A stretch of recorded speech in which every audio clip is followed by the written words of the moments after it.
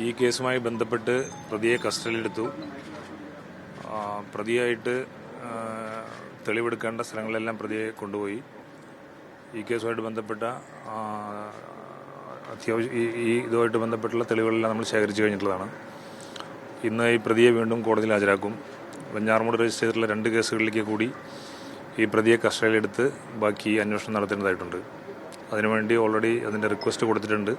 തിങ്കളാഴ്ച പ്രതിയെ നമ്മൾ മറ്റ് കേസുകളിലേക്കും കൂടി കസ്റ്റഡി എടുക്കുന്നതായിരിക്കും.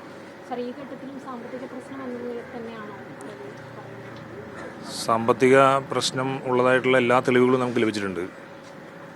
മറ്റെന്തെങ്കിലും ഇതിലുണ്ടോ എന്നുള്ളത് വിശദമായിട്ടുള്ള പരിശോധനകൾ നടന്നുകൊണ്ടിരിക്കുകയാണ്.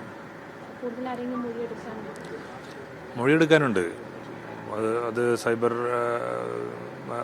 സൈബർ എവിഡൻസുകളും മറ്റ് കോൾ ഡീറ്റെയിൽസ് അനുസരിച്ചുള്ള മറ്റ് സാക്ഷികളുടെ മൊഴികളുമായിട്ട് പല ആളുകളും ചോദ്യം ചെയ്യുന്നതിനും മൊഴിയെടുക്കുന്നതിനും ബാക്കിയുണ്ട്.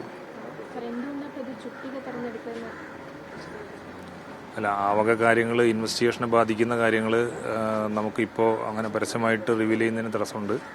അതെല്ലാം വിശദമായിട്ട് അന്വേഷണം നടത്തി അതുമായിട്ട് ബന്ധപ്പെട്ട സകല തെളിവുകളും നമ്മൾ ശേഖരിക്കുന്നതായിരിക്കും. അല്ല, പ്രതി മൊഴി എങ്ങനെ പറയുന്നു എന്നുള്ളത് ഒരു തെളിവല്ലല്ലോ. നിയമമനുസരിച്ച് പ്രതിയുടെ മൊഴി അതിലുള്ള റിക്കവറി പോർഷനിൽ മാത്രമേ പ്രതിയുടെ മൊഴി തെളിവായിട്ട് സ്വീകരിക്കുന്നുള്ളൂ.